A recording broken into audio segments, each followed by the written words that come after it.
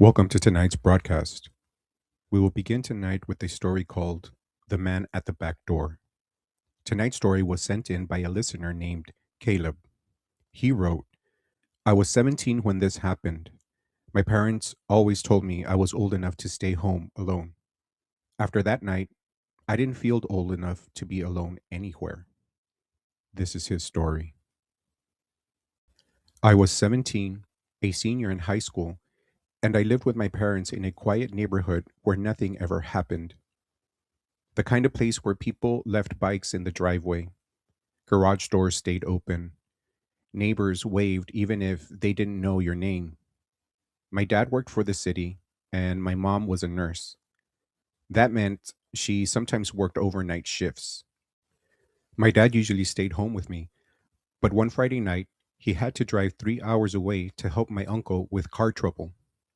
So, for the first time in a long time, I had the whole house to myself. I wasn't scared. Honestly, I was excited. I ordered pizza, played video games, and kept every light downstairs off except the glow from the TV. Around 10:30, rain started tapping against the windows. Not a storm, just a steady tap. The kind that makes the whole house feel quieter. By midnight, I was half asleep on the couch when my phone buzzed. It was my mom. Lock the doors before you go to bed. Love you. I smiled and typed back. Already did. Love you too. Except I hadn't. So I got up, walked to the front door, locked it, checked the garage door, then the sliding glass door in the kitchen. That's when I saw him. At first, I thought it was my reflection, a dark shape standing outside near the back fence. I froze. The kitchen light was off, so I could see into the yard clearly. There was a man standing in the rain, still, facing the house. He wasn't close enough for me to see his face, but he was close enough for me to know he was staring directly at me. I backed away slowly. Then my phone buzzed again. Unknown number. The text said, Your mom told you to lock the doors. My blood went cold. I ran upstairs and called 911. The operator told me to stay quiet, lock myself in a room, and not go downstairs. I locked myself in my parents' bedroom. Then I heard it, the back door handle, turning, slowly, then stopping, then turning again. Then a soft knock, not loud, not angry, just three gentle taps. Knock, knock, knock. Then my phone buzzed. It read, Caleb, open the door. The knocking stopped. For almost a full minute, everything went silent. Then I heard glass break downstairs. Not a window, the sliding door. I heard footsteps enter the kitchen, wet shoes squeaking on tile. The operator kept whispering, Stay hidden, police are on the way. But the footsteps didn't wander. They came straight through the house, like he already knew where I was. Up the stairs, slow, one step at a time. Then he stopped outside the bedroom door. I held my breath. The doorknob turned. It didn't open. Then a voice whispered from the hallway, Your dad won't be back for hours. I almost screamed. Then another sound came. Police sirens. The man ran. Police found the sliding door shattered and muddy footprints leading through the kitchen, up the stairs, and directly to my parents' bedroom. But they never caught him that night. 3 days later, they found him trying to break into another house 2 neighborhoods over. He had a notebook in his car. Inside were addresses, schedules, family names, and beside my address, written in red pen, were the words, Teen Son Alone Friday Night. Caleb ended this message with, People tell me I was lucky, and I was, but I still check the backyard every night before bed. Because the scariest part wasn't that he got inside, it was that he already knew everything before he knocked. The next story is called The Room That Wasn't There. This is a paranormal story. It was sent in by Marissa. She wrote, "My family always said our house was old, not haunted, but one night alone proved there was something inside that house that knew exactly when I was by myself." This is her story. I was 18 and getting ready to graduate high school. My parents had bought our house when I was 7. It was old, 2 stories, and built sometime in the 1940s. It had narrow hallways, uneven floors, doors that didn't close right, and a basement I hated. My dad always said old houses make noise. Wood settling, wind, that was his answer for everything. But my room was at the end of the upstairs hallway, and at night I used to hear footsteps walking past my door.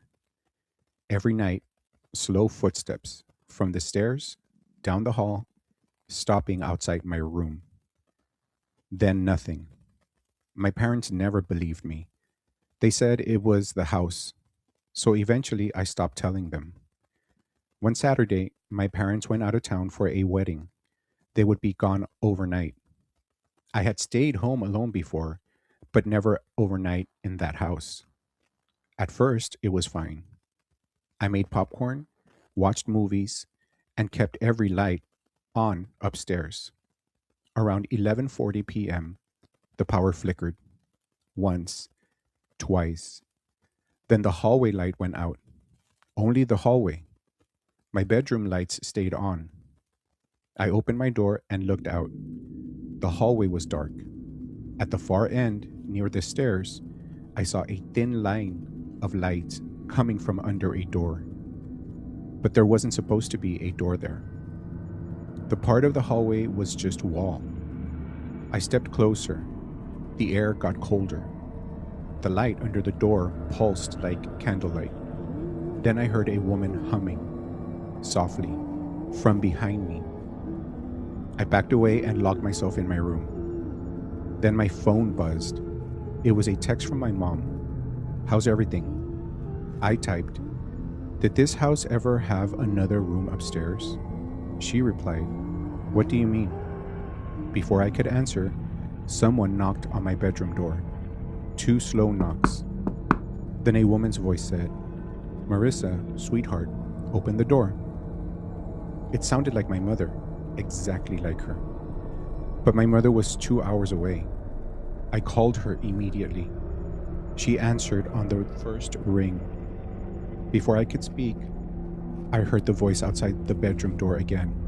This time it said, "Don't call her." My mom heard it through the phone. She started screaming for me to get out of the house. I climbed out of my bedroom window onto the porch roof, shaking so badly I almost slipped. I dropped onto the grass and ran to my neighbor's house barefoot. When police came, they searched everything. No one inside. No extra door. No room. No sign of forced entry. But upstairs, outside my bedroom, they found something scratched into the paint. 5 words.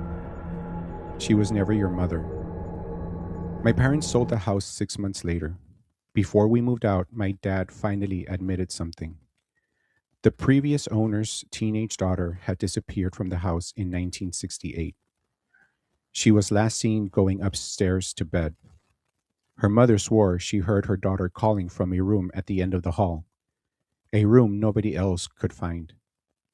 Marissa ended with, "I don't know what was behind that door. I don't know why it wanted me to open it, but sometimes, when I'm falling asleep, I still hear my mother's voice whispering from the hallway, asking me to let her in." Tonight's final story was sent in by Evan. He wrote, "This happened when I was 19. I wasn't babysitting a kid. I was watching my parents' house while they were gone. But by the end of the night, I realized someone else had been watching me." This is his story. "I was 19 and home from college for winter break. My parents were taking my younger sister for a weekend cheer competition out of town, and I stayed behind because I had work. I was used to being alone. The house wasn't scary. It was the house I grew up in. The same living room, same kitchen, same hallway where my school pictures hung crooked on the wall. But earlier that year, my dad had installed indoor security cameras after some packages were stolen from our porch. There was one in the living room, one in the kitchen, one by the garage door, and one in the upstairs hallway. My mom hated them. She said they made the house feel like a store. My dad said they were for safety. That night, after my shift, I came home around 10:15. Snow was coming down hard. My parents texted that they had made it safely to the hotel. I locked the doors, showered, made a sandwich, and sat in the living room watching TV. Around 11:30, my phone buzzed. It was an alert from the security app. Motion detected upstairs hallway. I sat up quickly. I was downstairs. I opened the app. The upstairs hallway camera showed nothing, just darkness. Then the video glitched. For 1 second, I saw a figure standing at the end of the hallway, tall, thin, facing the camera. Then the feed went black. I thought it was a glitch. Maybe shadows. Maybe the camera froze. Then another alert came. Motion detected kitchen. I looked towards the kitchen. Empty. But on the app, the kitchen camera showed me sitting on the couch from the doorway. Like someone was holding the camera, but the kitchen camera was mounted above the fridge. It couldn't move. Then a message popped up inside the app. A message I had never seen before. Nice house, Evan. I stopped breathing. I unplugged the router. The camera went offline. For about 10 seconds, I felt safer. Then the TV turned black. White letters appeared across the screen. Why did you do that? Someone had access to our devices. I grabbed a kitchen knife and ran to the front door. Locked. Deadbolt jammed. I tried the back door. Locked too. Then I heard the garage door begin to open. Slowly. I ran upstairs and hid in my sister's closet. My phone had no signal. The snowstorm must have knocked something out. Then I heard the garage door finish opening. Footsteps entered the house. Heavy boots. Snow squeaking on the floor. A man's voice called out, "Evan." He knew my name. I covered my mouth. The footsteps moved from room to room. Kitchen, living room, stairs, upstairs hallway. Then my phone lit up. The security app reopened by itself. The hallway camera showed my sister's bedroom door from the inside of the room. The closet door was visible. Then a message appeared. "I see you." I screamed and kicked the closet door open just as the bedroom door opened. I ran straight at him. He grabbed my hoodie. I slipped out of it and fell into the hallway. Then I ran to my parents' bedroom, slammed the door, and shoved their dresser in front of it. The man pounded on the door once, twice, then stopped. A minute later, I heard police sirens. My dad had gotten a notification that the system went offline and called the police when I didn't answer. The man ran before the police arrived. They found boot prints in the garage, a screwdriver near the back door, and something worse, a small hidden camera placed inside a vent in the living room. It had been there for weeks, maybe months. The police believe the man had been watching our family before ever hacking the cameras. They never caught him. Evan ended his story with, "My parents replaced the whole security system. They changed every lock, but I don't trust cameras anymore because that night, the thing that was supposed to protect me became the reason he found me." Thank you for listening. And if you like what you heard, please like and subscribe. And if you would like to submit your story, email me at tonightsbroadcast77@gmail.com. Until the shadows call again. Good night.